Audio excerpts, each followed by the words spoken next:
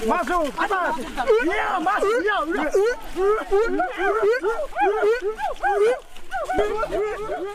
Kayu besi rawa sepanjang 17 meter ini disiapkan untuk membuat salib. Melihat panjangnya, timbul pertanyaan, siapakah yang akan disalib? Siapapun itu, pasti sesuatu yang lebih besar dari mereka. Tapi Frankie Woro, Casimilus Awe, dan warga suku Auyu di Papua Selatan ini tak akan melukai siapapun. Mereka memakai salib ini sebagai tanda perlawanan.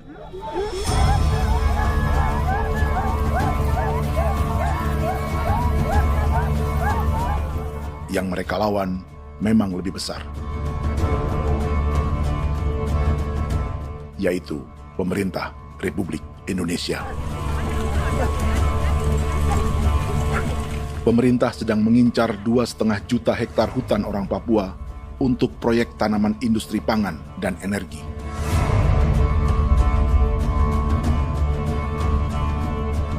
Ratusan kilometer dari salib orang-orang Auyu itu, orang Muyu sedang menyiapkan gerakannya sendiri. Tapi kali ini dalam bentuk sebuah pesta.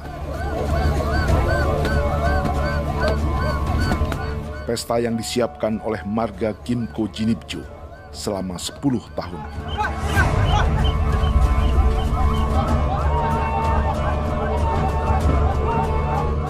Sosok di marga ini adalah Willem Kimco, orang asli Papua yang tak punya kartu identitas kewarganegaraan manapun.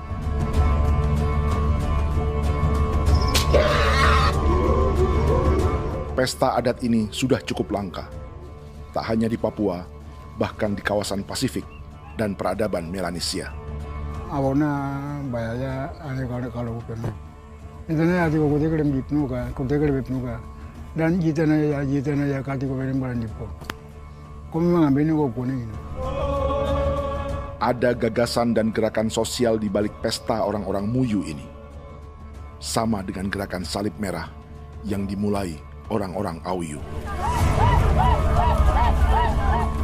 Salib ini akan menjadi yang terbesar dari 1.800 salib merah yang telah ditancapkan berbagai suku di Papua Selatan dalam 10 tahun terakhir. Ribuan salib merah yang dipadukan dengan palang adat adalah tanda larangan yang menyatukan unsur-unsur adat dan agama. Kami percaya bahwa kalau memang kami sudah tidak mampu untuk menyelesaikan persoalan ini, dalam hal ini perusahaan tidak bisa masuk, berarti kami minta bantuan kepada nenek moyang dan Tuhan. Atribut perang orang Auyu ini diukir atau dilukis, digambar di batang salib ini dengan tujuan bahwa kami larang dengan sangat keras. Jadi apabila siapapun baik dari antara kita sendiri yang melanggar batas ataupun pihak lain yang mengganggu keselamatan hak tanah adat kami, maka kami siap untuk melakukan ancaman perang. Salib-salib ini tidak ditancapkan di halaman-halaman gereja, melainkan di tanah dan hutan adat, di dusun-dusun sagu, dan di tempat-tempat yang disakralkan. Sebab 1.800 palang adat dan salib ini memang bukan semata tentang agama, tapi untuk mencegah negara dan perusahaan memasuki tanah dan hutan adat mereka. Papua, buka udara kosong.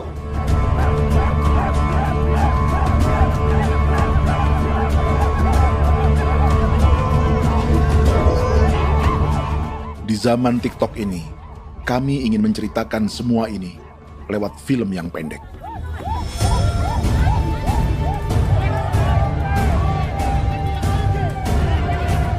Tapi kami jelas gagal.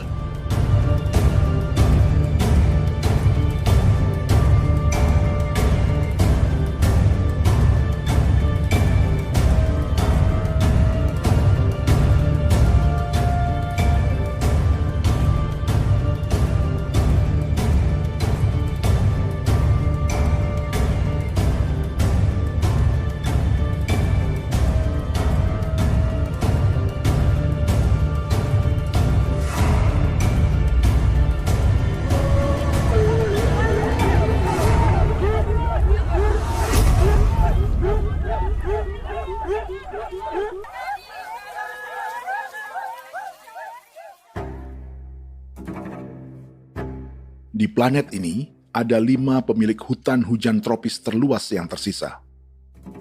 Kongo di Afrika, Brazil, Peru, Bolivia, dan Indonesia.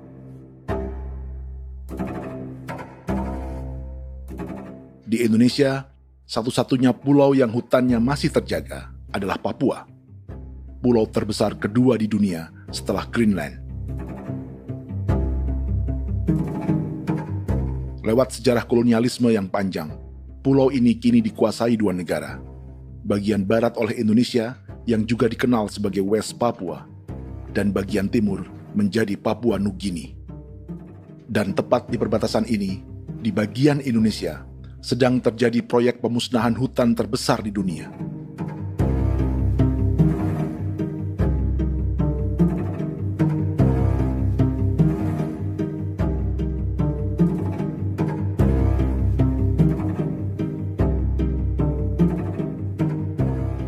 Pemerintah Indonesia sedang membuka lebih dari 2,5 juta hektar hutan untuk sawit, tebu, padi, dan peternakan.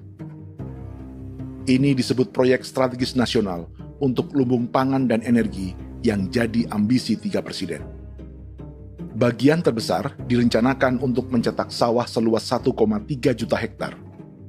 Lalu bagian lain akan ditanami tebu seluas 560.000 hektar untuk gula dan bioetanol. Setiap liter bensin di Indonesia akan dicampur bioetanol 10% atau E10. Ada 10 perusahaan di proyek ini, dan semuanya dimiliki oleh 1 keluarga saja. Berikutnya, ada areal sawit seluas 400.000 hektar untuk biodiesel.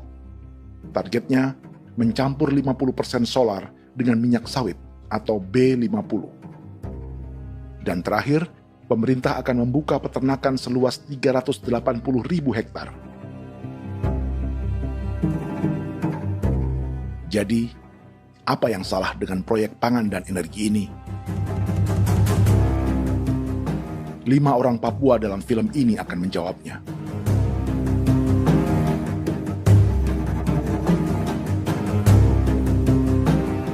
Yang pertama adalah Yasinta Moiwen dari suku Marin.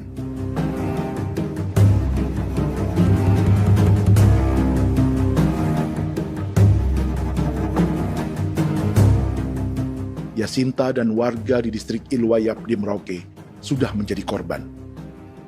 Hutan dan rawa sebagai sumber pangan dan ekonominya telah dihancurkan.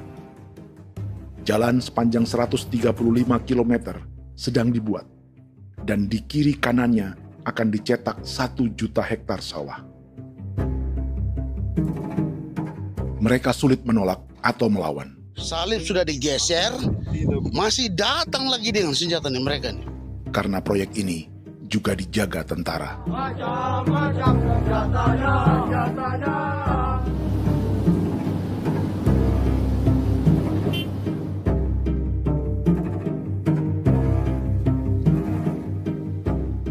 Yang kedua adalah Natalis Buer di distrik Tanah Miring, Merauke. Petani milenial ini merasa ditelantarkan. Sebab setelah hutannya diubah menjadi sawah, sebagian sawah-sawah ini tak tergarap. Orang asli Papua seperti Natalis tak punya modal untuk benih, pupuk, perawatan, hingga ongkos panen.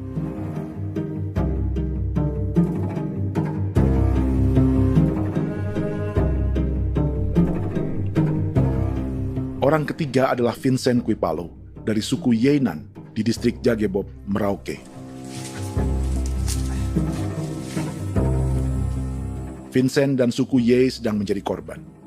Hutan adat orang-orang Ye sedang dihancurkan untuk perkebunan tebu dan bioetanol. Tanah mereka juga diincar untuk markas-markas militer, pasukan yang akan menjaga proyek pangan dan energi ini.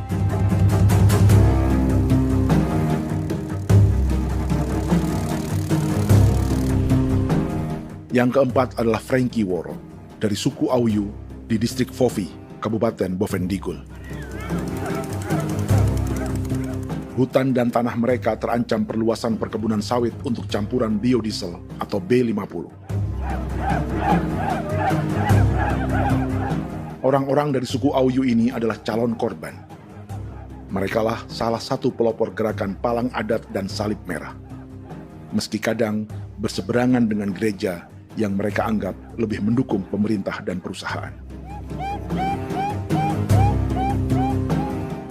Mereka bahkan sedang merencanakan gerakan yang lebih besar, dengan salib yang lebih besar. Tanah milik Somu Sobisiba itu bahwa tanah ini diciptakan oleh Tuhan dan memberikan warisan kepada kami. Kami ini hanya hak jaga.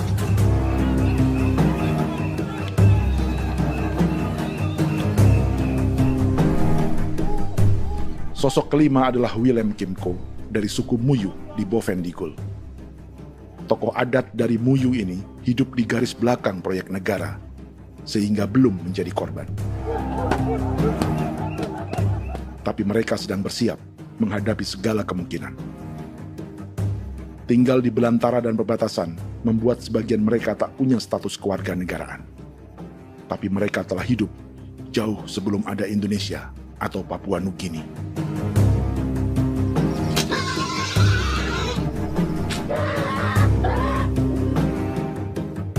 Kelimanya mewakili jutaan orang asli Papua yang sedang terancam eksistensinya. Jika kita merasa kepunahan peradaban Neanderthal di Eropa, Aztec dan Inca di Amerika, atau aborigin di Australia adalah sejarah masa lalu, film ini menceritakan bagaimana pemusnahan sebuah bangsa dan kepunahan sebuah peradaban sedang terjadi di masa hidup kita. Kepunahan bukan karena kerusakan lingkungan dan ruang hidup semata, juga karena dihantam 60 tahun operasi militer.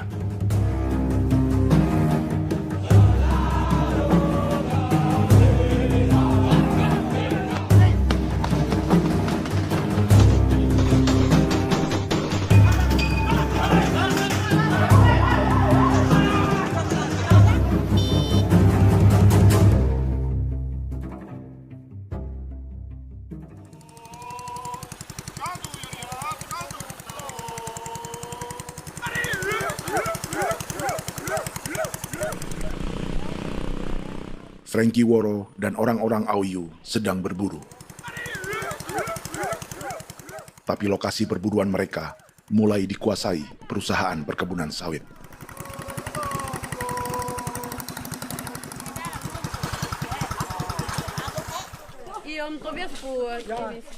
Kita akan menuju arah ke Inabusu. Di sana kami akan masuk di wilayah konsesi perusahaan PT Indo Asiana Lestari, dan di situ ya ada survei-survei mereka yang mereka pernah lakukan, tapi juga kami ada lakukan tanda-tanda saksi di sana.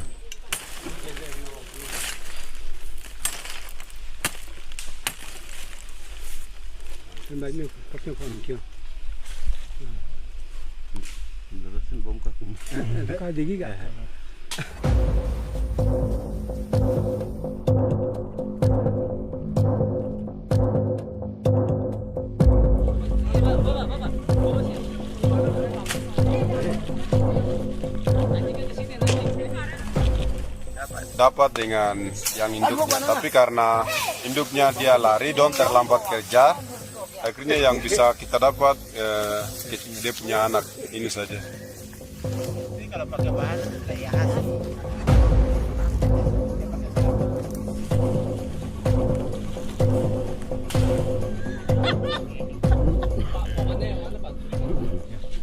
Pohon ini pohon bitanggur, dia punya kayu ini kita biasa gunakan untuk kerja perahu, dan juga kulit depu getanya itu kita pakai untuk kerja ini, panah-panah ini lem, jadikan lem ini, panah-panah.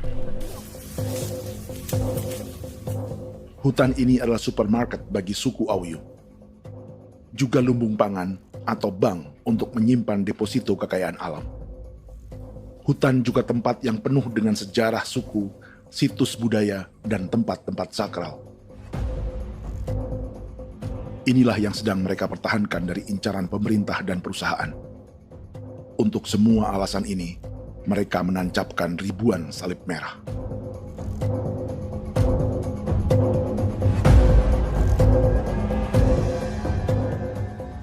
Tapi dari kampung, warga suku Auyu memberi kabar pada Frankie tentang intimidasi oleh aparat negara agar mereka melepas tanah ke perusahaan sawit dan berhenti memasang palang adat dan salib merah. Ada beberapa titik yang saya sudah siap, tetapi di sini emergensi dari saya, terutama di Kampung Sokanggon, PT Damai Timber.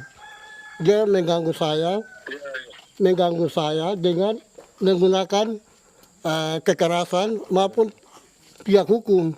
Dan kemarin saya ada pernyataan penolakan secara resmi, tapi masih tetap dengan menggunakan pihak hukum untuk masuk, untuk harus dituntut saya untuk harus diterima perusahaan itu. Kita di situ ada 15 marga, tetapi 15 marga juga tidak setuju. Marga-marga siapa yang terima dan marga-marga mana saja yang menolak. Nanti kita lihat dari pertimbangan itu, dan di situ dan kita undang mereka untuk bicara dengan kami. Sebagai sosok yang aktif dalam gerakan, warga Auyu terus memberi informasi lapangan kepada Frankie yang tak selalu berada di kampungnya. Izin pernyataan yang mereka paksa saya untuk tanda tangan itu, tapi sementara saya tidak tanda tangan. Data semua ada di tangan saya. Ya. Baik, kalau gitu itu lebih bagus karena tanda tangan itu yang berbahaya. Iya. Tanda tangan itu yang lebih berbahaya karena sekarang ini modern dan canggih, dan itu yang mereka biasa pakai untuk tipu muslihat. Mereka biasa pakai itu di tanda tangan itu. Betul. Dari Bambisa juga di Sofia dia masuk untuk memaksakan kami marga untuk harus menerima perusahaan itu. Tapi kemarin kami sudah menolak. Babinsa nama bosku. Babinsa di sini nama bosku. Oh, ya. Itu yang sekarang strategi militer yang sekarang mereka pakai. Jadi yang penting masyarakat itu yang benar-benar mau menolak siap dukung ketua marga siapa yang nanti tampil. Ini adalah peta konsesi sawit untuk biodiesel dalam proyek strategis nasional. Dan di distrik Fofi inilah, orang-orang Auyu hidup dari sungai dan hutan. Tapi Frankie di Bovendigul masih lebih beruntung. Setidaknya dibandingkan Yasinta Mowien di Merauke yang sudah kehilangan hutan dan rawanya.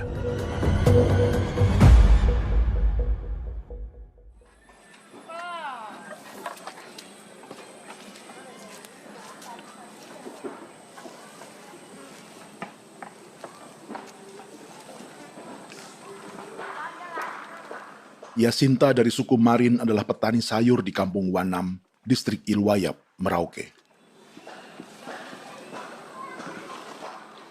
Memanfaatkan lahan yang ada, ia berkebun dan menjual hasilnya ke pasar kampung. Ini ekonomi warga di Wanam untuk menghasilkan uang, lalu memberi barang kebutuhan yang tak bisa mereka produksi sendiri. Tapi kehidupan sebenarnya ditopang oleh ekosistem hutan dan rawa. Inilah sumber pangan utama dan peradaban mereka.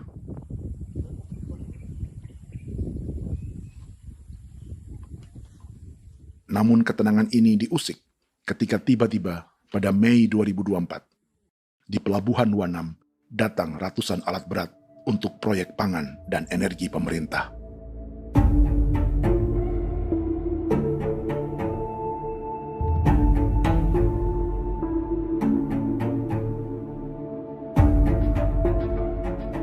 Kami masyarakat setempat kami tidak tahu. Kami kaget pagi-pagi kapal sudah ada di pelabuhan kami.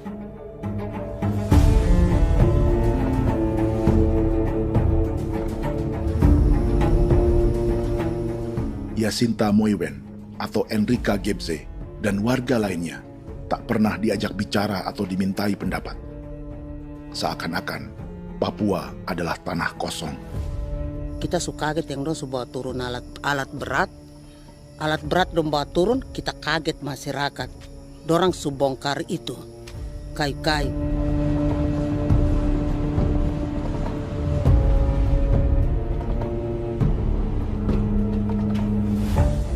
Bersamaan dengan alat-alat berat itu, juga berdatangan tentara Indonesia untuk mengawal proyek pembukaan hutan milik Jacinta.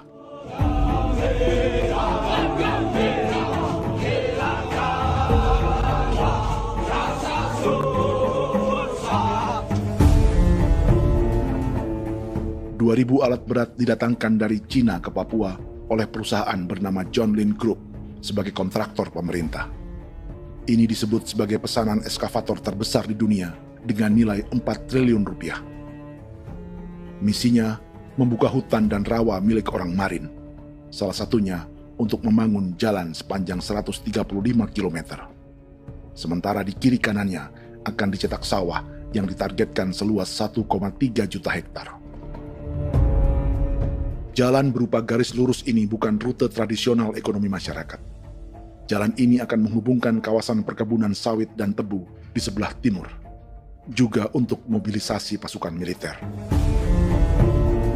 John Lin Group adalah perusahaan yang dimiliki Andi Samsudin Arsyad atau yang dikenal dengan Haji Isam. Sebagian orang mengenalnya sebagai pengusaha yang hobi balapan mobil.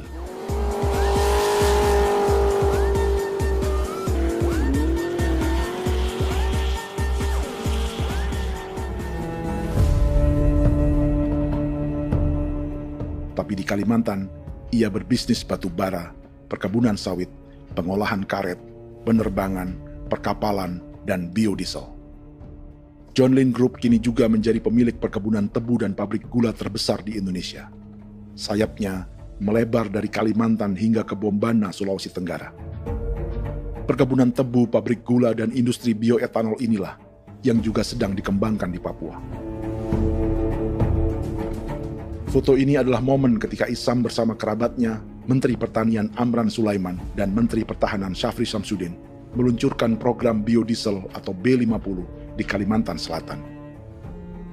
B50 artinya, setiap 1 liter solar, 50%-nya akan dicampur minyak sawit. Perusahaannya, PT John Lin Agroraya, menjadi salah satu pemainnya.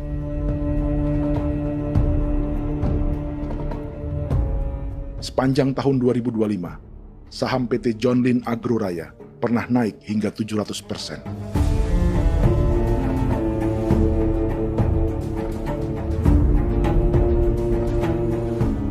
Perusahaan sawitnya yang lain, PT Pradiksi Gunatama, sahamnya bahkan pernah naik 4.000% hanya dalam 1 tahun.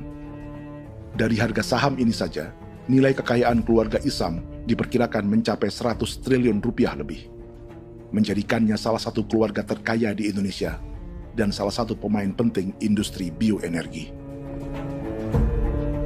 Dan di Papua Selatan inilah sebagian sawit-sawit untuk mendukung program B50 akan ditanam. Inilah tanah orang-orang Wambon, Muyu, Marin, Yei, atau Auyu seperti Frankie Ward.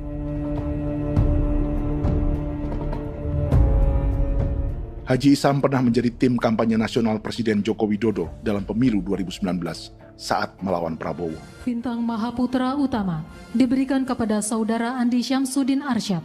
Beliau berjasa luar biasa dalam mendorong pertumbuhan ekonomi daerah maupun nasional. Setelah menjadi presiden, Prabowo memberi gelar kehormatan Bintang Mahaputra Utama pada Isam.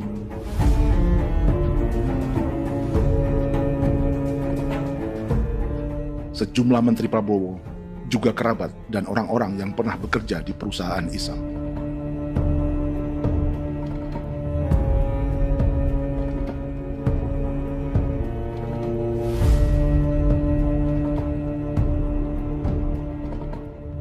Lawan sebesar inilah yang sedang dihadapi Jacinta di kampung Wanam, Merauke. Atau petani perempuan lain seperti Enrika Gebse. Jadi alam kita ini sudah rusak. Jadi kita itu biasa jalan dari sini tuh harus pasang jerat di situ, harus cari makan di situ lagi. Itu tempat-tempat itu pasang-pasang jerat, tempat babi, rusa, sekarang sudah tidak ada lagi.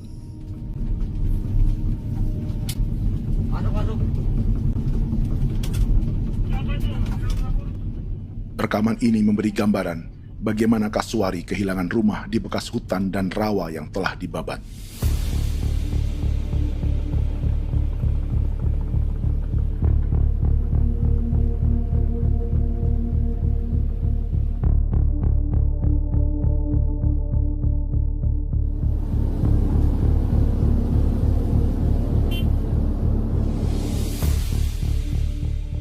Keterlibatan tentara dalam proyek pangan dan energi di Papua memakai dalih bahwa ancaman terhadap negara kini tak hanya perang secara militer,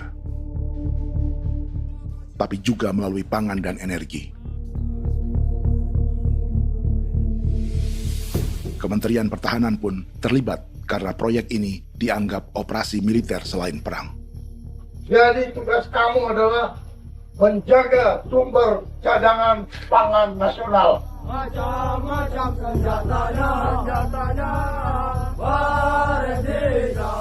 Proyek ini menambah panjang alasan mempertahankan kehadiran tentara di Papua dalam 60 tahun terakhir.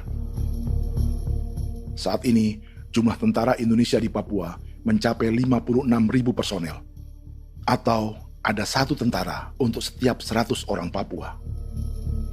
Bandingkan dengan rata-rata nasional, di mana hanya ada 1 tentara untuk 696 penduduk Indonesia. Itu belum termasuk polisi. Artinya, 1 orang Papua dijaga lebih banyak senjata dari rata-rata penduduk Indonesia. Tanah dan hutan diambil secara sepihak untuk kepentingan pembangunan batalion dan bandar antariksa.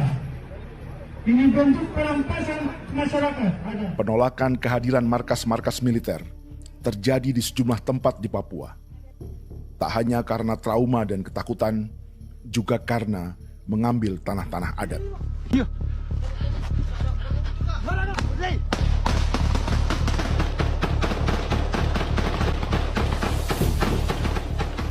Salah satu alasan mengapa militer terus ditambah di Papua, karena masih ada perlawanan dari Organisasi Papua Merdeka atau OPM selama 50 tahun terakhir.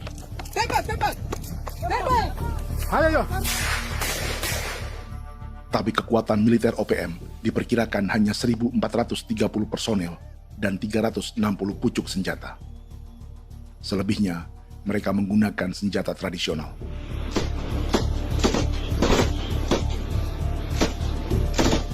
Dengan demikian, kekuatan tentara dan polisi di Papua 58 kali lebih besar dari gerilyawan Organisasi Papua Merdeka.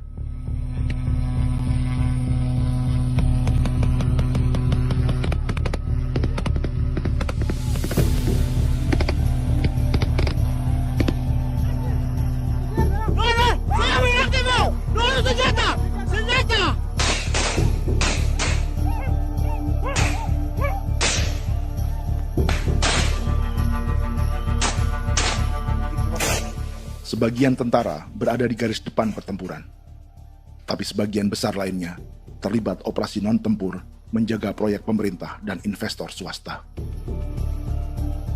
Seperti Batalion Infanteri Teritorial Pembangunan di distrik Jagebob, Merauke ini. Lokasinya bersebelahan dengan konsesi lahan tebu untuk gula dan bioetanol milik PT Murni Nusantara Mandiri. Baik perusahaan maupun markas militer, keduanya mengambil hutan milik suku Ye dari marga Kuipalo. Tapi dorong datang, tanam ini saja di sini, tanam Papa Nama ini. Victor Kuipalo menunjukkan apa yang terjadi. Jadi kita juga kaget ini. Nah, kalau ini Papa Nama ini memang, ini Papa Nama ditanam tapi bukan haknya mereka yang ini. Ini hak kami di sini, hak dusun kami, marga Kuipalo yang punya hak dusun ini. Setelah memasang patok, alat berat mulai bekerja untuk membangun markas militer di tanah orang Ye.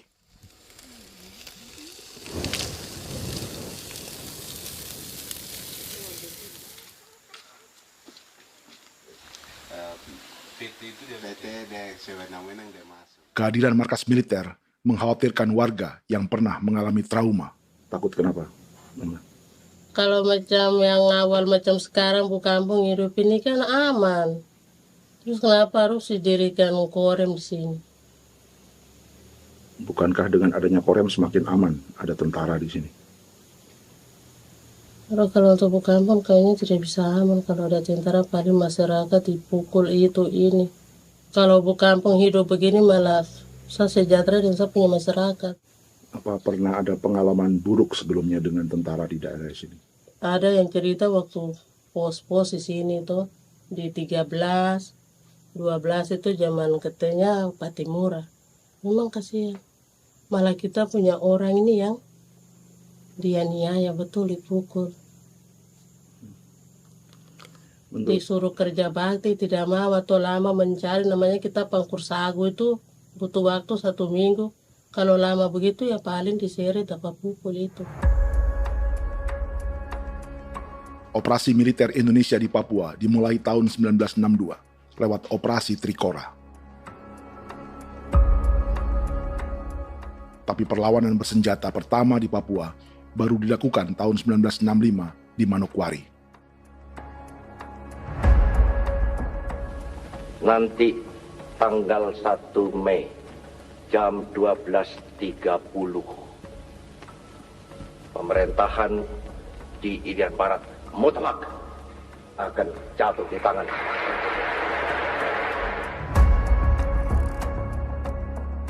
Sejak itu, selama 60 tahun, operasi militer untuk menaklukkan Papua terus dilakukan.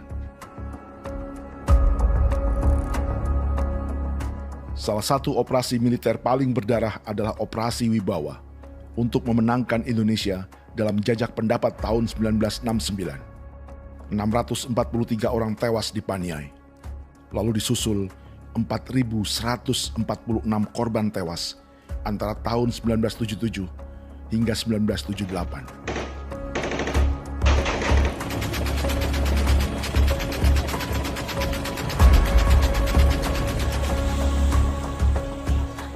Operasi militer ini menimbulkan gelombang pengungsian hingga kini. Dewan Gereja Papua mencatat 103.000 orang menjadi pengungsi pada tahun 2025 dan nyaris tak diberitakan media-media Jakarta.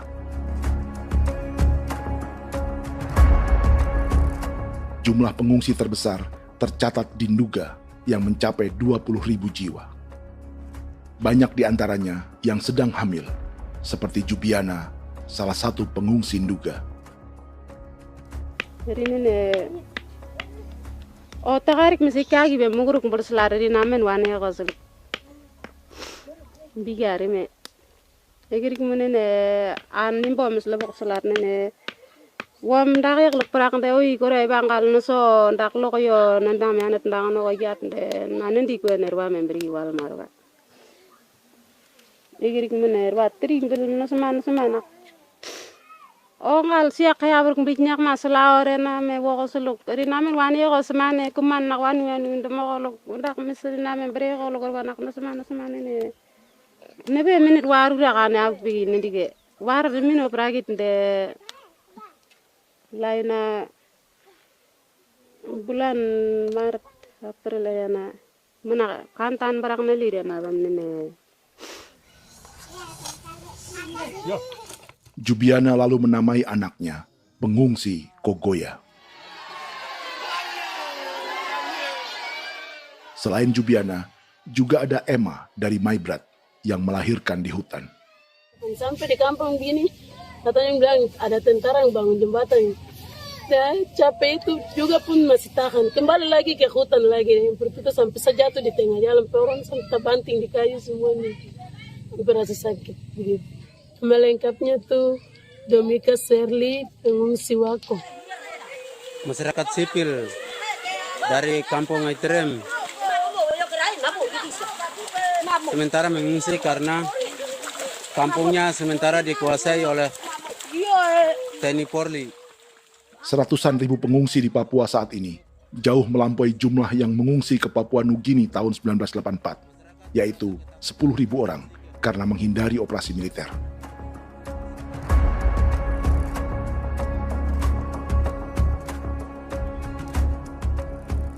Bersamaan dengan operasi militer, eksploitasi sumber daya alam Papua juga dilakukan sejak masuknya tambang emas dan tembaga Freeport pada tahun 1967.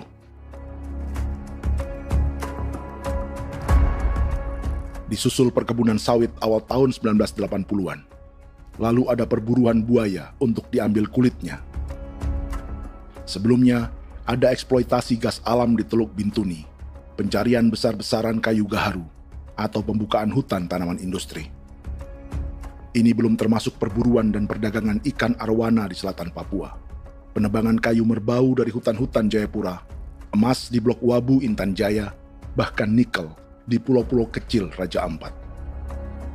Dan kini, dalam skala yang belum pernah terjadi dalam sejarah, Papua dipaksa mencetak sawah, tebu untuk bioetanol, dan sawit untuk biodiesel.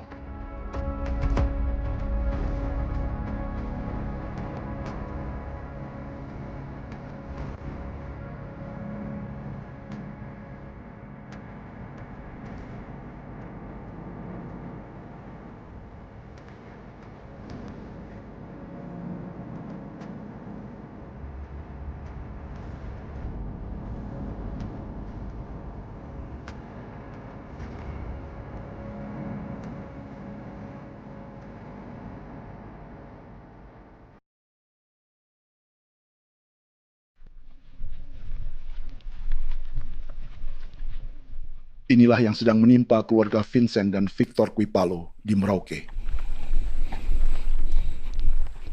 Hutan mereka diambil untuk markas militer dan industri perkebunan, PT Murni Nusantara Mandiri. 1 dari 10 perusahaan yang diberi konsesi untuk menanam tebu dan memproduksi gula serta bioetanol seluas 52.000 hektar.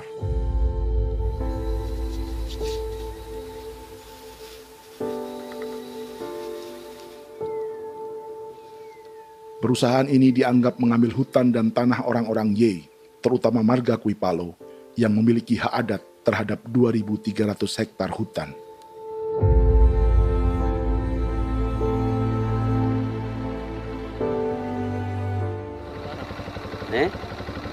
Tentara? Tentara. Oh iya, tentara.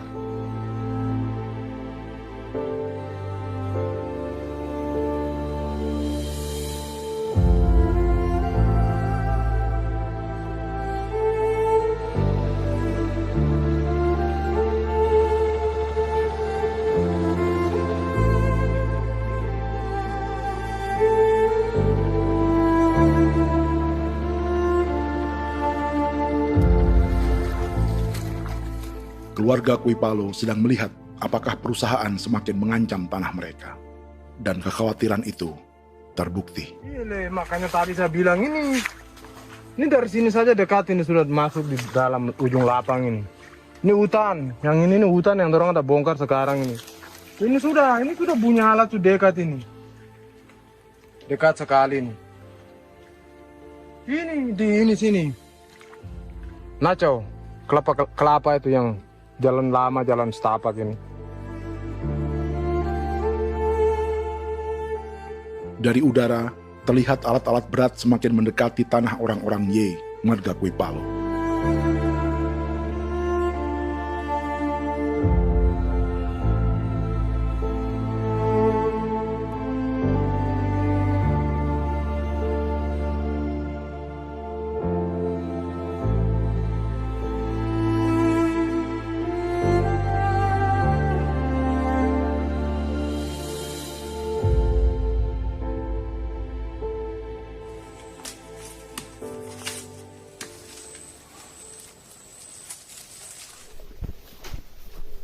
Keesokan harinya, Victor dan kerabatnya memberi tanda cat merah di pohon-pohon yang berada di batas tanah mereka.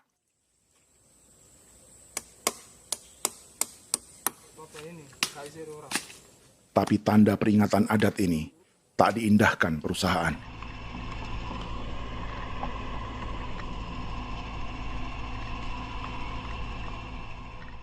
Dua bulan kemudian, perusahaan tetap memasuki tanah marga Kuipalo. Sama. Kami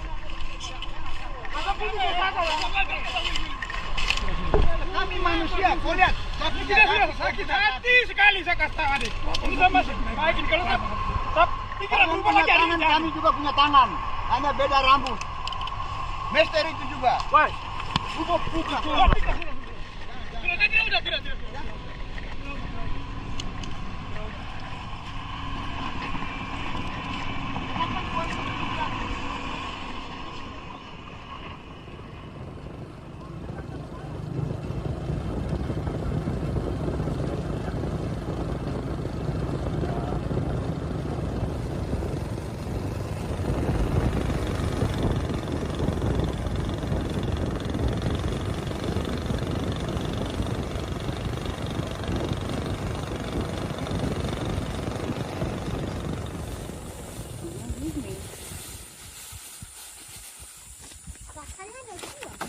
bisa masuk sini.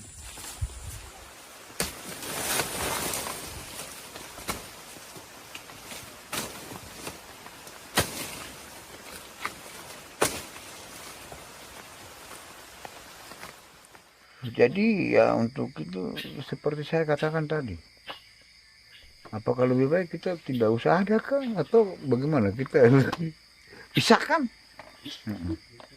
pisahkan dari negara ini kan, jangankan tuh. Saya kemarin bicara sama Daniel, datang sama saya dengan persoalan Kodam ini, saya bilang Pak Daniel kalau lebih baik saya ngungsi ke Papua Nugini. Dia bilang aduh Bapak jangan begitu. Ya memang. Kalau tidak bisa menghargai kami, lebih baik pilihan yang itu yang saya memilih. Lebih baik saya pindah dari sini. Saya mengungsi ke Papua Nugini, di negara tetangga. Masih di laut. Apa?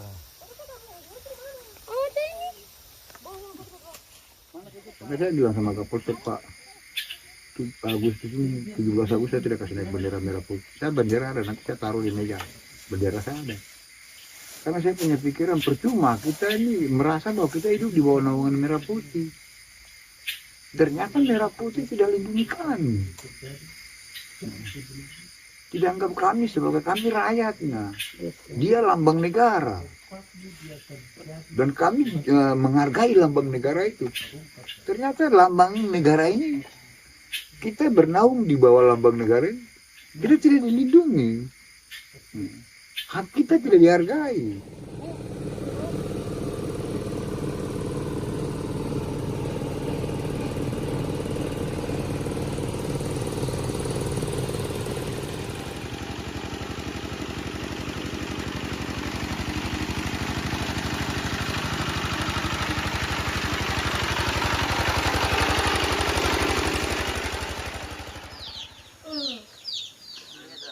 Marga Kuipalo dari suku Ye terus mendapat teror dan intimidasi agar melepas tanah mereka yang hanya dihargai Rp300.000 per hektar. Tapi mereka tidak berjualan tanah. Makanya mama itu tidak suka untuk lepas tanah. Untuk apa? Baru di dalam hutan itu ada obat-obat tradisi. Itu sudah Kalau macam ada sayur juga, kita ambil sayur yang dia tumbuh sendiri. Jadi kita ini mau kemana, kalau itu sudah digusur, ya habis. Kita ini jadi penonton. Jangan sampai kita ini duduk minta di jalan. Jadi kita tidak mau seperti itu. Makanya tanah itu kita tidak melepas. Tapi mungkin orang lain tuh dia senang saja. Lebih baik saya pegang uang merah dulu. Saya bisa beli-beli itu ini. Nanti datang uang sudah habis, gembel. Mau cari kemana lagi, hutan sudah habis. Mau makan ikan di mana, kali sudah hancur. Seperti Yasinta di Wanam, suara dan gerakan kaum perempuan Papua sangat nyaring dan tak bisa diabaikan. Saya sebagai perempuan tolak untuk perusahaan masuk di sini. Karena kalau saya terima anak-anak saya mau dikemanakan, mau tinggal di mana. Apapun yang terjadi saya tetap tolak. Demi tanah ini saya akan berjuang, demi saya punya anak-anak. Yang katanya mengutamakan anak Papua, nyatanya yang kerja kebanyakan ya orang-orang Jawa. Saya sendiri orang Jawa, tapi bukan mau bicara yang tidak-tidak. Memang kenyataannya seperti orang-orang Papua itu diterbelakangkan, kurang diutamakan, gitu.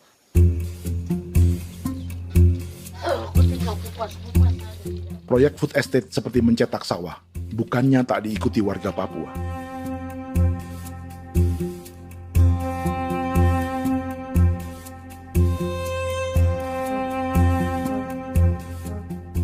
Salah satunya Natalis Buer di distrik Tanah Miring, Merauke.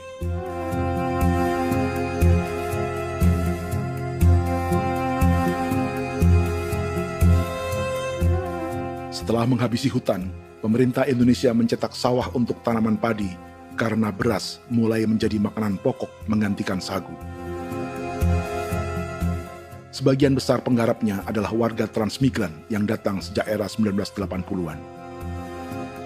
Bahkan petani transmigran sudah ada sejak Belanda membuka proyek padi kumbe di distrik Kurik. Lokasi yang sering jadi langganan pejabat Indonesia memamerkan sawah di Papua. Tapi Natalis juga ingin belajar menanam padi atau bersawah. Namun ia kesulitan karena dibutuhkan modal untuk benih, pupuk, hingga pemeliharaan dan panen. Lalu sawah-sawah ini pun mulai dikuasai pendatang.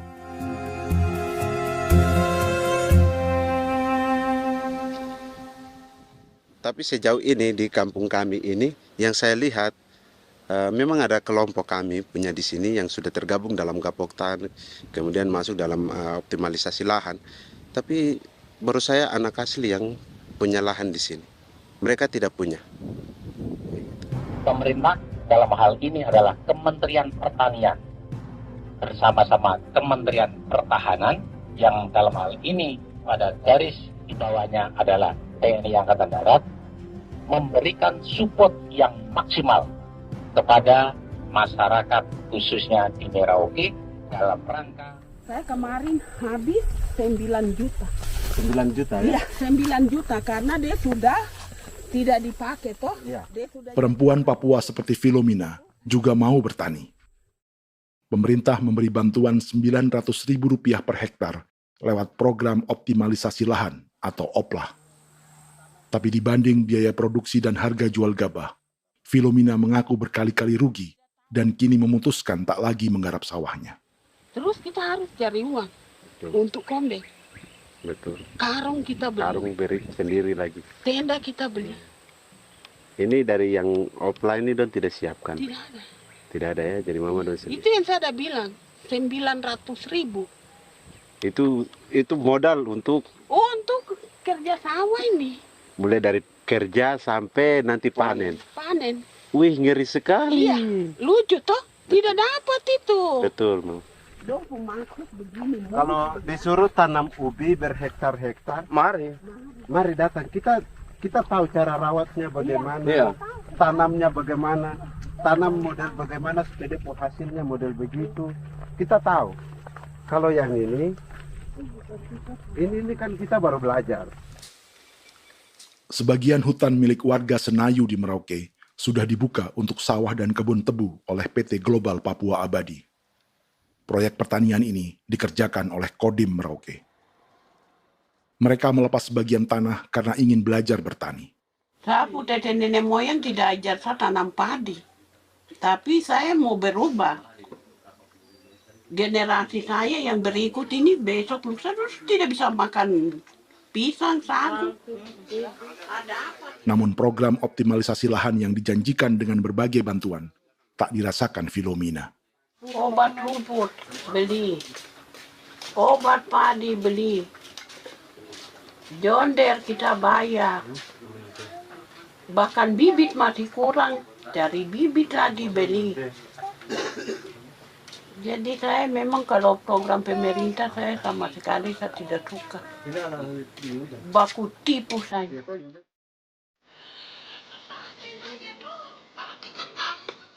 Mereka merasa ditinggalkan sendiri, jatuh bangun belajar bertani padi.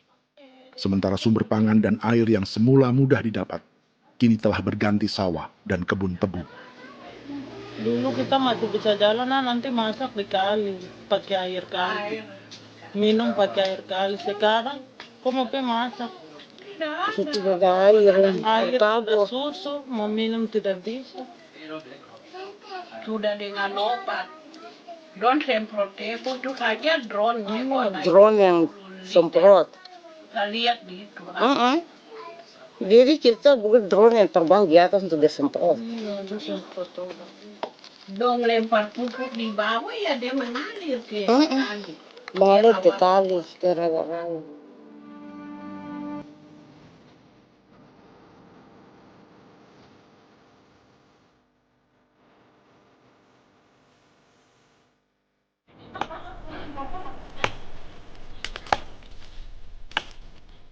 Seperti pertanian sawah bagi orang Bali atau Toraja, Bagi orang Auyu dan suku-suku lainnya di Papua Selatan, sagu juga bukan semata tentang pangan.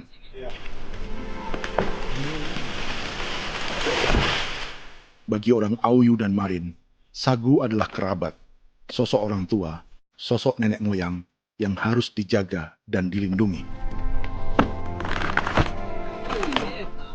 Lagi bikin apa mama ini mama? Mau pakai tokok itu sagu.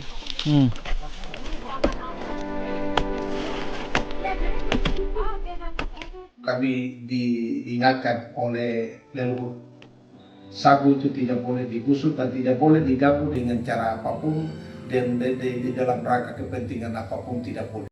Kamu harus bela, bahkan sampai nyawa pun harus menjadi taruhan demi membela keselamatan pergerakan sagu di atas tanah ini.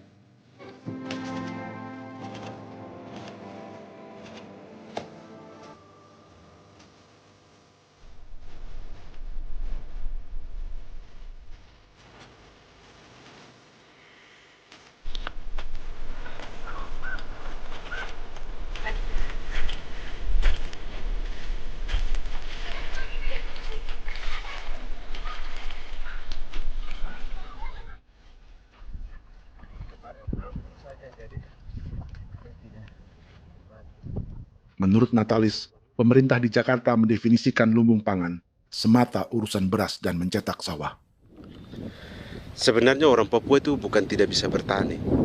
Kami tanam ubi itu bagian dari pertanian. Nah, pertanian yang dimaksud oleh pemerintah itu harusnya selalu itu kalau bisa pemerintah harus spesifikkan pertanian apa yang dimaksud, pertanian tanam padi atau pertanian tanam ubi, petasan dan lain-lain. Ini yang harus dispesifikkan dulu. Begitu, sehingga tidak menjustifikasi kami orang asli Marin bahwa kami tidak bisa bertani. Bukan. Kami buka kebun besar-besar di sana, bahkan bermeter-meter, ratus-ratus meter pakai sekop, bukan pakai ekskavator, tapi ini pakai skop. Itu pertanian, begitu.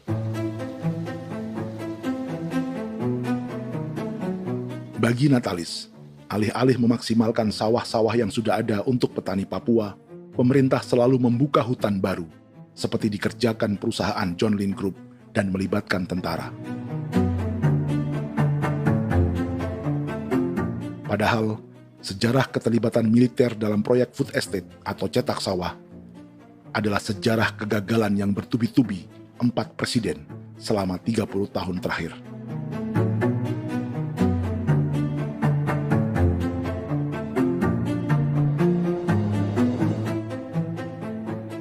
Papua bukan yang pertama menjadi proyek lumbung pangan yang melibatkan tentara. Kalimantan telah menjadi korban 30 tahun sebelumnya.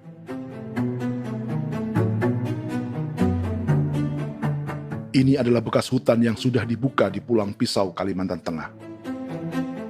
Tahun 1996, di era Presiden Jenderal Soeharto, ia menghabisi 1 juta hutan di lahan gambut untuk mencetak sawah demi memenuhi ambisi swasembada beras, bukan swasembada pangan. Hutan tropis Kalimantan dihabisi dalam skala yang belum pernah terjadi dalam sejarah. Di bawah rezim militeristik, tak ada yang berani melawan keinginan Soeharto, termasuk orang Dayak seperti Kuneng. Nggak bisa dihalangi itu. Nggak boleh dihalangi. Ya kalau ada kata-kata aja menghalangi, sudah kita diseret ke kepolisian dulu. Atau bisa langsung di PKI-kan. Iya, di PKI-kan gitulah. Jadi kita tuh nggak berani apa-apa dulu tuh. Apa maunya aja. Misal bilangnya A. Setahun setelah pengundulan hutan skala besar itu, tahun 1997, untuk pertama kalinya Kalimantan mengalami kebakaran lahan dan kabut asap terbesar dalam sejarah.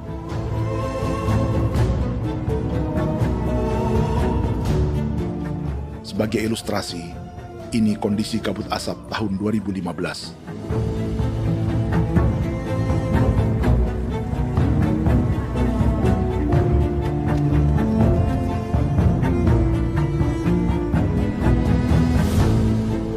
Proyek 1 juta hektar sawah Jenderal Soeharto itu gagal.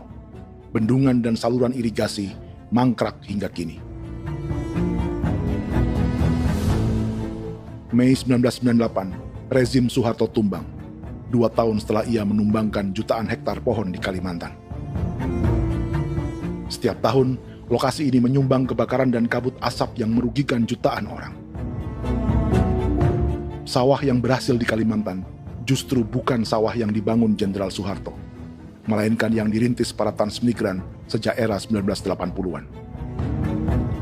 Sawah-sawah inilah yang ikut digarap oleh militer di era Presiden Joko Widodo. Dan hasil dari proyek food estate Presiden Jokowi itu sama sekali jong nih, nggak ada harapan lagi sudah seperti ini. Tapi Jokowi terus memperluas area food estate hingga 16.000 hektar. Presiden Jokowi juga menyerahkan urusan lumbung pangan ini kepada Prabowo yang saat itu menjadi Menteri Pertahanan. Salah satunya di Kabupaten Gunung Mas, Kalimantan Tengah, untuk membuka perkebunan singkong seluas 31.000 hektar. Food estate singkong Jenderal Prabowo ini dimulai dengan membuka 600 hektar hutan di Tawai Baru. Proyek singkong untuk bioetanol ini pun dijaga tentara. Dan seperti Jenderal Soeharto, proyek Jenderal Prabowo ini pun gagal.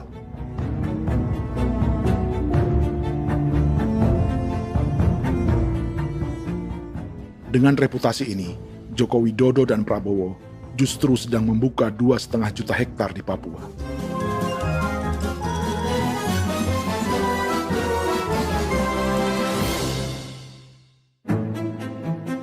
Setelah Jenderal Soeharto, Presiden Jenderal Susilo Bambang Yudhoyono juga mencoba membuka food estate di Papua sejak tahun 2010. Namanya Merauke Integrated Food and Energy Estate atau MIFE. Proyek ini juga gagal. Lalu di lokasi yang sama, Jokowi berusaha meneruskan dengan proyek mencetak sawah 1,2 juta hektar yang juga gagal. Sekarang yang paling siap adalah 1,2 hektar. Yang 1,2 juta hektar. Dan kini, Prabowo yang pernah gagal dengan 600 hektar singkong di Kalimantan justru akan mengulangi di Papua dengan skala 2,5 juta hektar. Di daerah Papua pun harus ditanam kelapa sawit supaya bisa menghasilkan juga BBM dari kelapa sawit. Dalam setiap proyek pangan dan energi di Papua, yang lebih menonjol bukan tanaman pangannya, melainkan untuk energi atau bahan bakarnya. Sawit untuk biodiesel dan tebu untuk industri bioetanol. Ada 10 perusahaan yang diberi konsesi hingga 0,5 juta hektar untuk tebu. Dan 10 perusahaan itu dimiliki oleh 1 keluarga saja.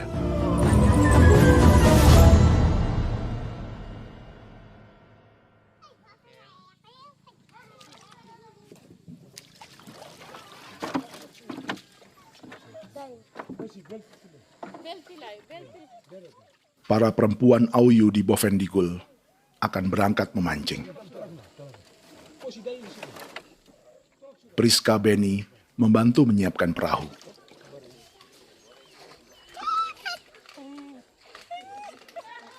Mereka akan mengumpulkan bahan pangan di hutan untuk persiapan acara penancapan salib merah berikutnya.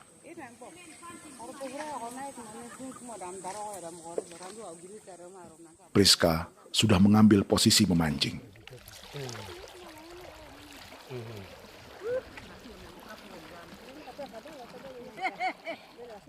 Seribu 800 salib merah telah dipasang di wilayah adat berbagai suku di Papua Selatan untuk menghalau perusahaan sawit dan tebu.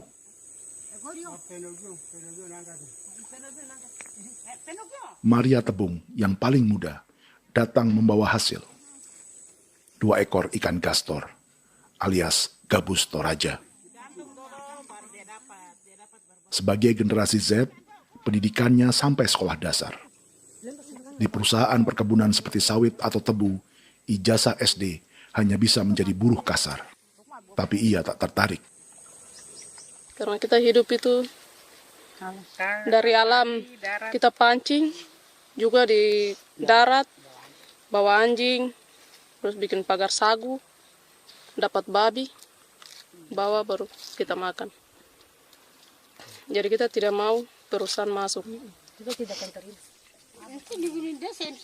Sementara Priska Beni masih mencari peruntungan.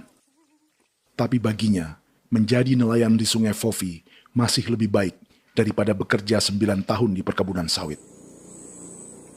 Sudah pengalaman, jadi kita tidak mau lagi. Seberapa lama ketika kerja itu? Selama di sana. 9 tahun di sana. 9 tahun? Saya baru pulang dari perusahaan. Selama 9 tahun kerja di sawit, bisa punya rumah kah? Atau Tidak. motor kah? Tidak. Johnson kah? Tidak. Cuma makan saja. Pendapatan juga kan tidak lebih. Habis dimakan.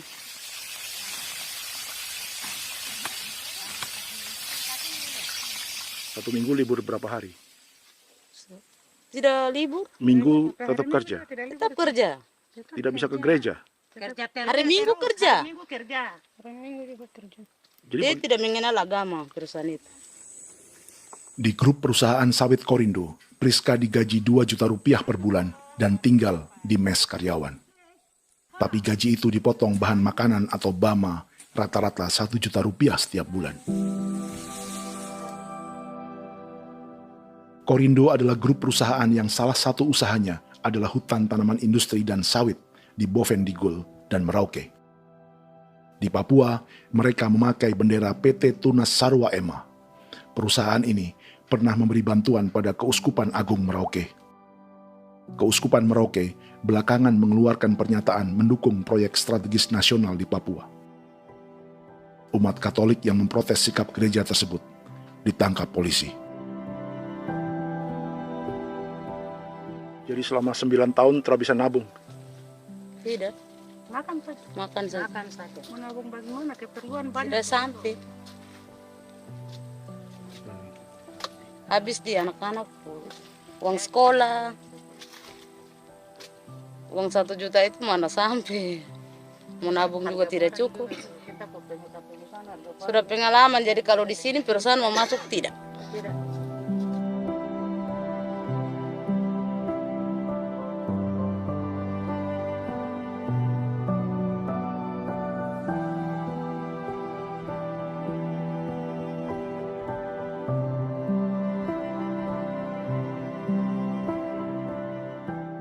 Dan menu makan siang seperti ini agaknya sulit bagi buruh sawit atau tebu yang digaji 2 juta rupiah per bulan. Generasi Z seperti Maria Tebung atau generasi milenial seperti Priska Beni punya matematika ekonominya sendiri. Sawit untuk biodiesel atau tebu untuk bioetanol tak akan ada bedanya bagi mereka.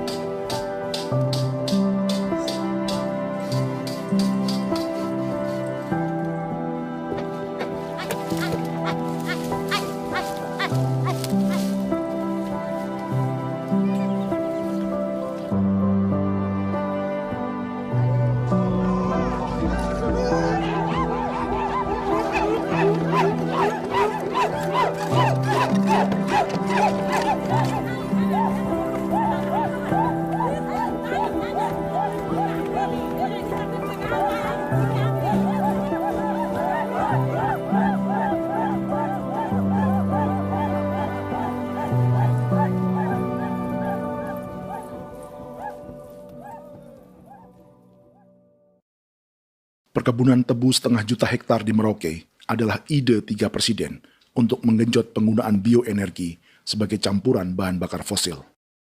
Selain swasembada pangan, swasembada energi di daerah Papua pun harus ditanam kelapa sawit supaya bisa menghasilkan juga BBM dari kelapa sawit. Juga tebu menghasilkan etanol. Singkong, kasava juga untuk menghasilkan etanol. Bioetanol adalah bahan bakar nabati atau tumbuhan yang dapat dicampur dengan bensin. Sama dengan program biodiesel yang mencampur solar dengan minyak sawit. Pertamina saat ini sudah menjual BBM bioetanol dengan campuran 5% yang dipasarkan dengan merek Pertamax Green 95. Tapi pemerintah ingin menaikkan kadarnya menjadi 10% atau E10. Maka ke depan kita akan mendorong untuk ada E10. Kemarin malam sudah kami rapat dengan Bapak Presiden. Bapak Presiden sudah menyetujui untuk direncanakan mandatori 10% etanol. Idenya untuk mengurangi ketergantungan pada bahan bakar fosil yang diimpor dan menimbulkan polusi.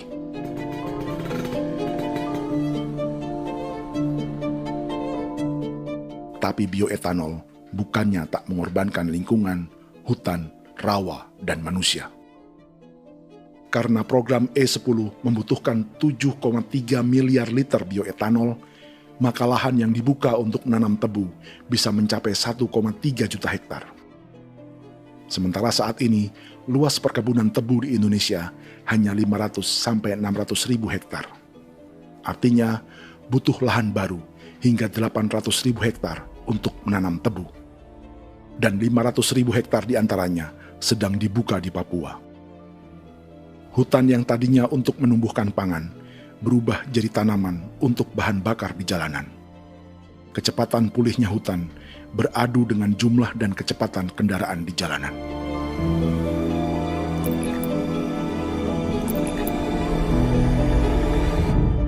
Dahaga terhadap energi tak pernah bisa dipuaskan. Setelah minyak sawit untuk biodiesel, dunia kini merambah singkong, jagung, dan tebu untuk bioetanol. Benua Amerika, Eropa, sebagian Afrika, hingga separuh Asia kini mulai memakai bioetanol sebagai campuran bahan bakar.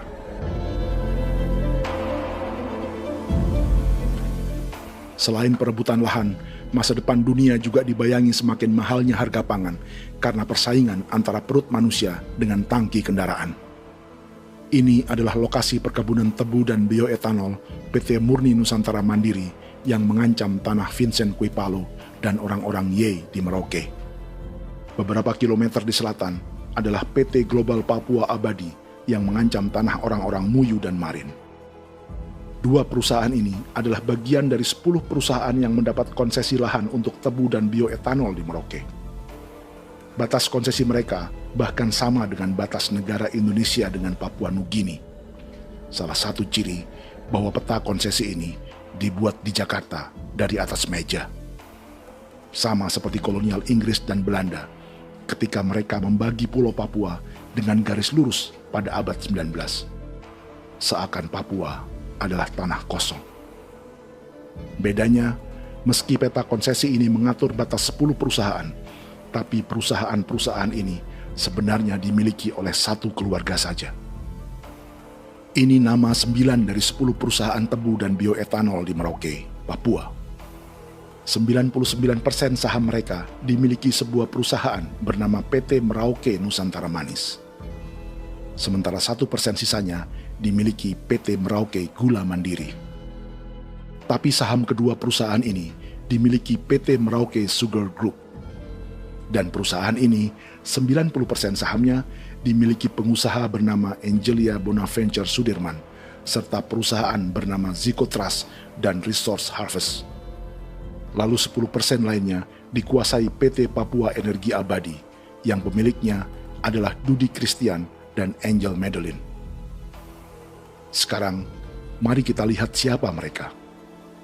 Angelia Sudirman adalah keponakan dari salah satu konglomerat sawit Indonesia, Martias Fangiono. 9 perusahaan di Papua ini berada di bawah bendera Merauke Sugar Group. Dan Merauke Sugar Group hanya satu dari 7 grup perusahaan milik keluarga Fangiono.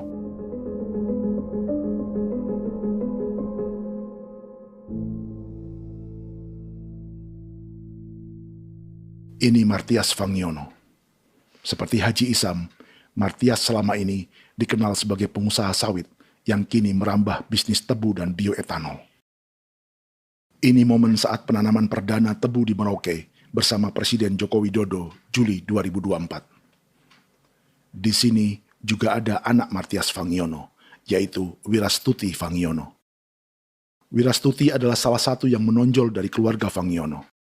tahun 2025, Forbes mencatatnya sebagai konglomerat termuda dengan kekayaan 23 triliun rupiah yang mengendalikan 2 grup usaha, FAP Agri dan Surya Dumai Industri.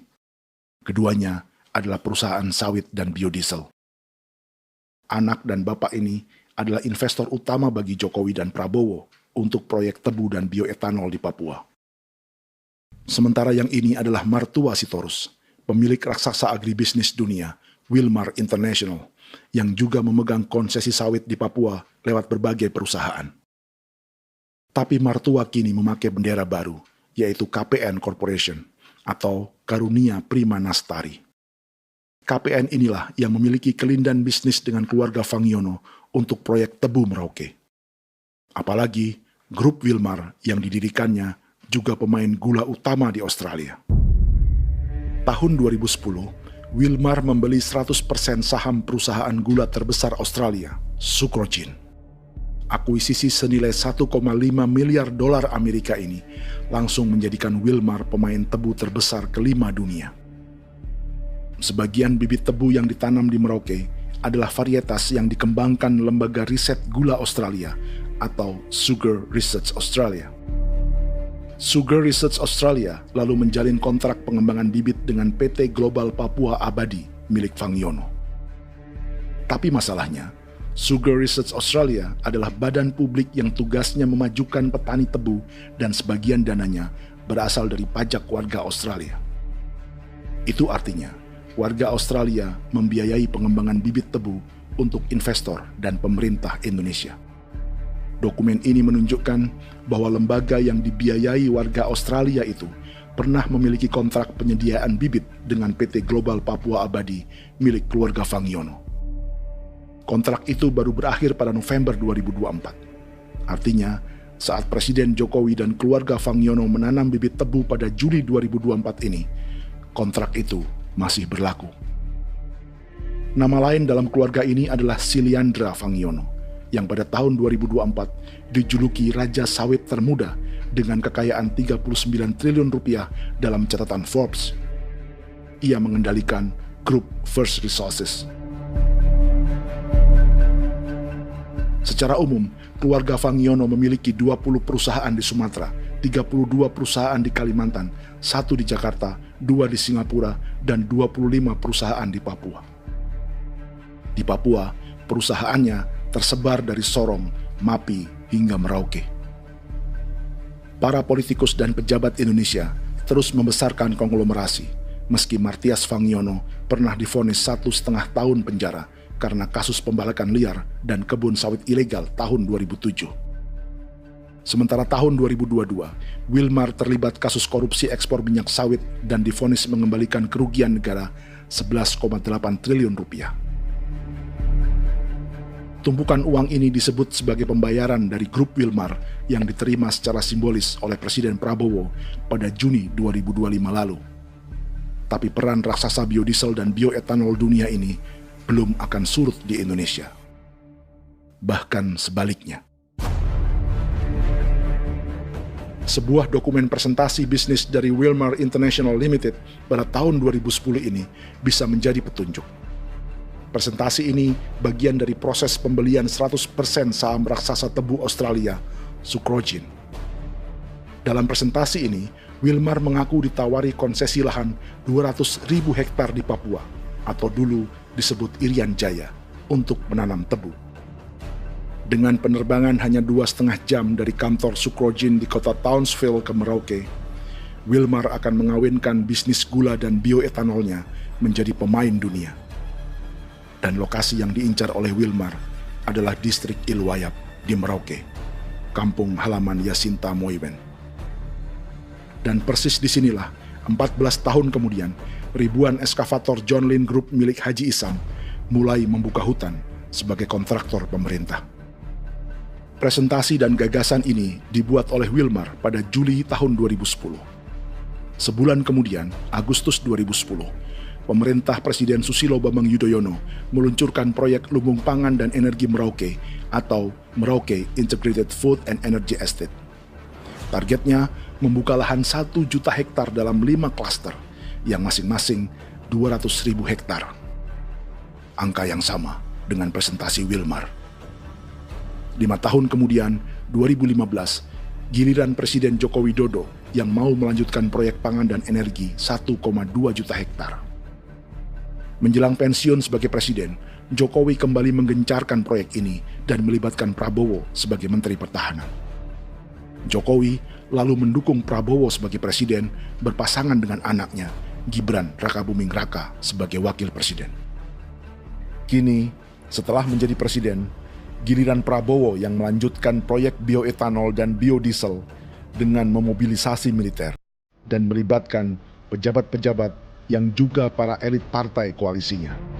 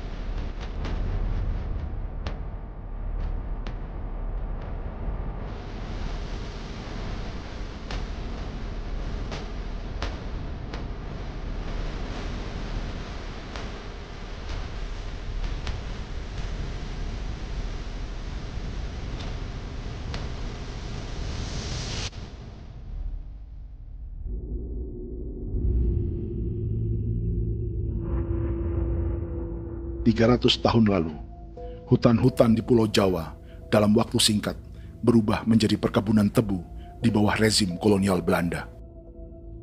Orang Jawa menjadi buruh dan petaninya dipaksa menanam tebu.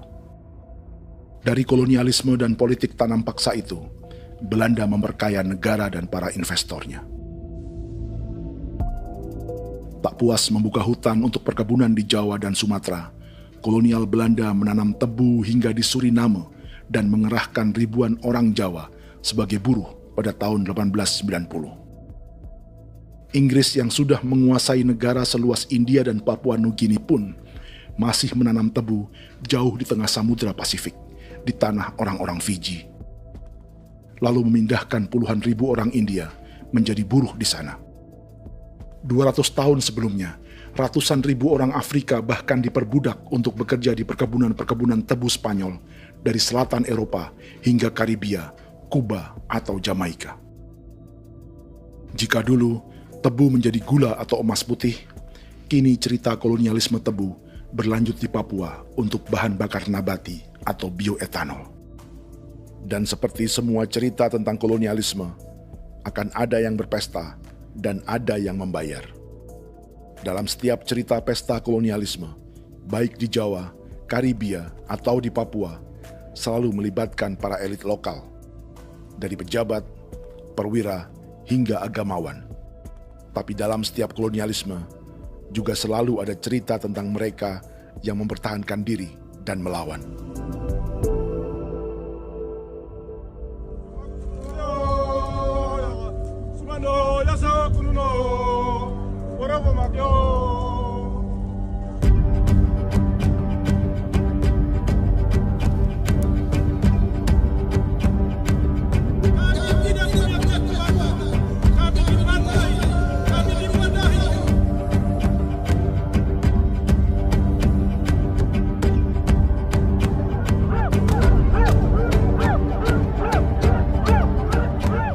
Dalam sejarah Gereja Katolik banyak pemimpin-pemimpin yang adalah tanda petik itu adalah Judas-Judas juga. Jadi itu sudah pasti karena itu adalah manusia.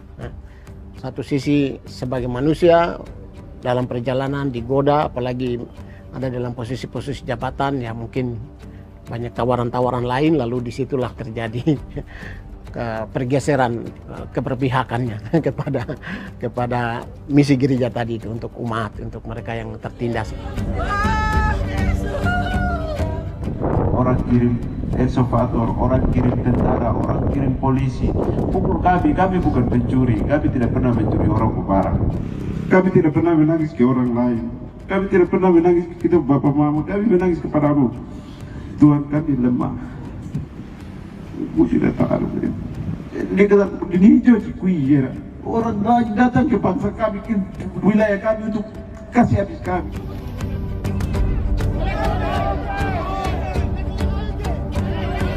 Ya Hakimam Dehi, Ya Hakimam Dehi, Bono Ya Hadikul Dehi, Bono Ya Hadikul Dehi. Kita buat sasi seperti begini untuk menolak perusahaan apapun yang masuk di tanah kami. Kalau kita kasih, kita bikin rusak sekarang, kita punya generasi berikutnya mau dapat kemana. Jadi kita nyatakan sikap di sore hari ini, kami tolak. Apa yang dilakukan pemerintah untuk PSN adalah kejahatan. Pemerintah bagian dari kejahatan, aktor perusak dan pembunuh terhadap negara, terhadap alam, hutan, terhadap manusia. Jadi negara jadi aktor pembunuh. Jadi Pilatusnya siapa? Negara, pemerintah Jakarta ini. Tanah Wiu bukan tanah kosong. Masyarakat adat kami rasakan. Perusahaan tolak. Biar asal.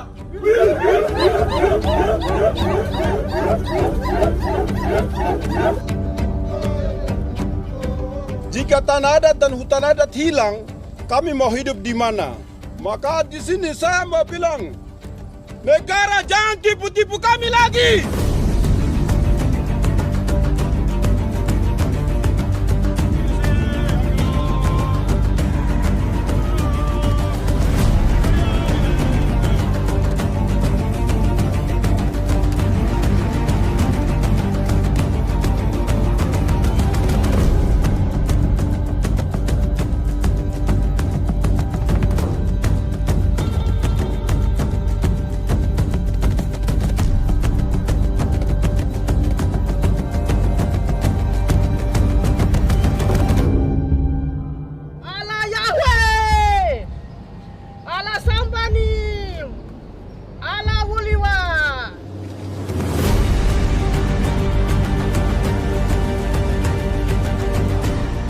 Kalau kami dianggap orang Papua itu bagian daripada Republik ini, tolong hargai kami. Dengan adanya PSN, PT John Lindrup yang sudah menerobos tanah kami dan hutan kami, merusak alam kami. Itu yang kami datang ke Jakarta jauh-jauh dari Papua. Kami mau bersuara kepada Bapak Presiden Prabowo Subianto, di mana keadilan untuk masyarakat Papua. Tolong lihat masyarakat Papua yang sudah mati. Kami bersepakat menyatakan, 1. Gereja-gereja di Indonesia mendukung masyarakat adat yang menolak proyek strategis nasional di tanah Papua. 2. Gereja-gereja di Indonesia menolak militerisme dan otoritarianisme di Indonesia.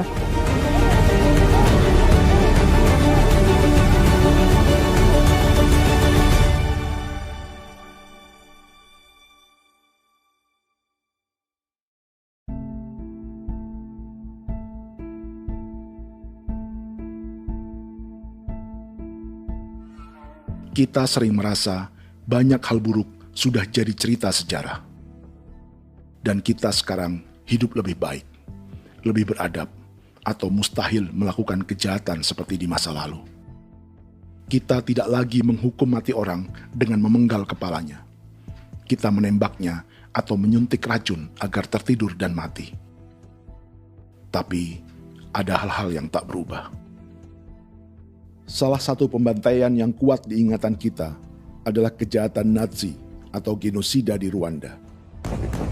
Padahal pembantaian juga sedang terjadi di masa kita, seperti di Gaza, Palestina.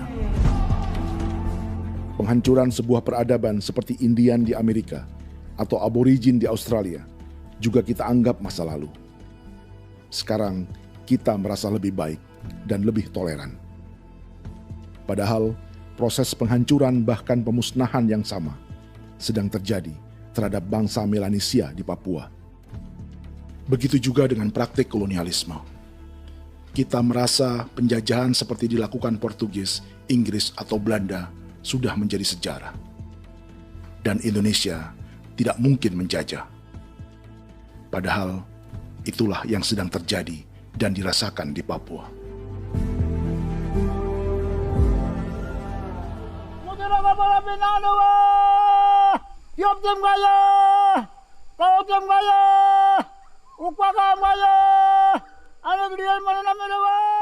Jalannya sejarah ini disadari Willem Kimco di pedalaman Bovendigol, Papua.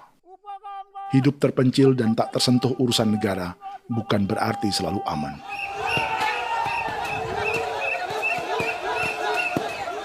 Untuk sampai di tempat ini, orang-orang Muyu menempuh 2 hari berjalan kaki mengarungi hutan, lembah, dan sungai. Termasuk mereka yang datang dari perbatasan Papua Nugini. Mereka berkumpul untuk memenuhi undangan pesta adat yang disebut Awon Atatbon atau Pesta Babi. Yang mengundang adalah marga Kimco Jinipjo. Yang dituakan di marga ini adalah Willem Kimco. Ia tak punya kartu tanda penduduk dan kewarganegaraan manapun, baik Indonesia atau Papua Nugini. Tahun 1984, 10.000 orang Papua, terutama suku Muyu, mengungsi ke Papua Nugini untuk menghindari operasi militer Indonesia, termasuk Willem Kimco.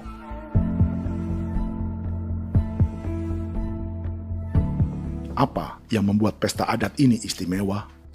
Apa bedanya dengan acara serupa yang dihadiri pejabat, tokoh agama, LSM, atau yang direkam oleh kru televisi dan konten kreator? 18. Pertama, untuk membuat pesta babi, orang Muyu perlu persiapan selama 10 tahun. Sebab, babi-babi yang akan jadi bagian dari pesta ini tak boleh dibeli, alias harus dipelihara sendiri. Babi-babi ini bukan bantuan pejabat pemerintah, gereja, atau LSM.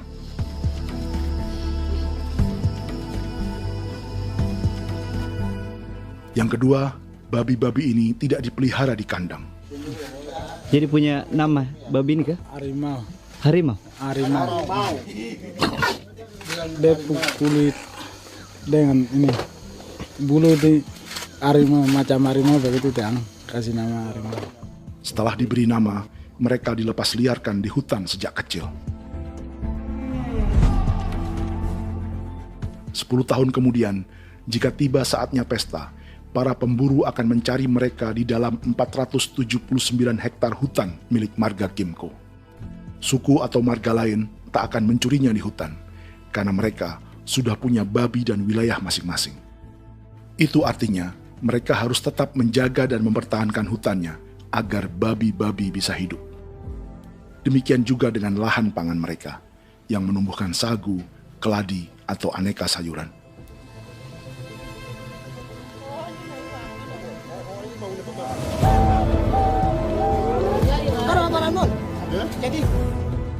Yang ketiga, dalam Awon Atatbon atau pesta babi, binatang ini tidak dimakan secara gratis.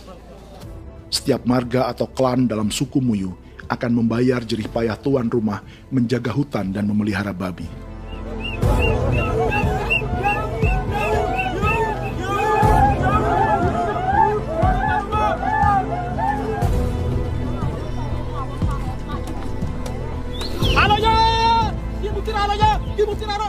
Ini seperti arisan untuk menjaga budaya dan lingkungan.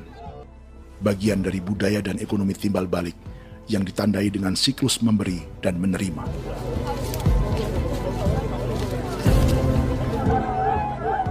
Ini juga cara orang Muyu membangun dan memperluas aliansi.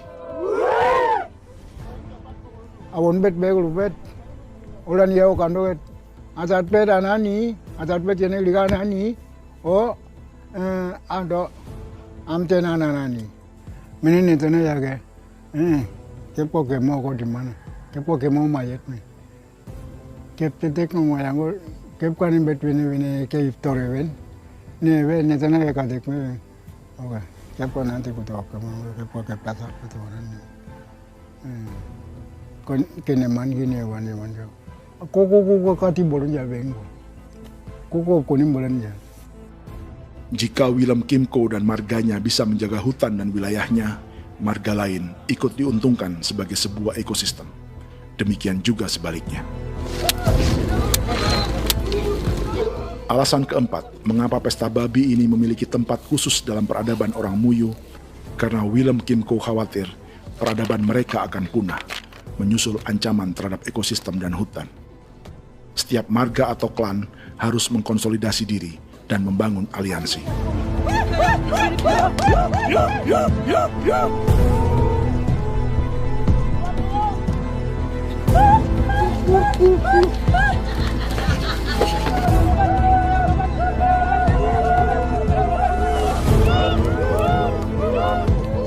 Kekhawatiran Willem dan orang-orang Muyu tak berlebihan. Ruang hidup mereka bersinggungan dengan proyek bioetanol dan biodiesel pemerintah Indonesia. Mereka juga tahu apa yang telah dan sedang menimpa suku lain seperti Auyu di Bovendikul atau Yainan dan Marin Anim di Merauke.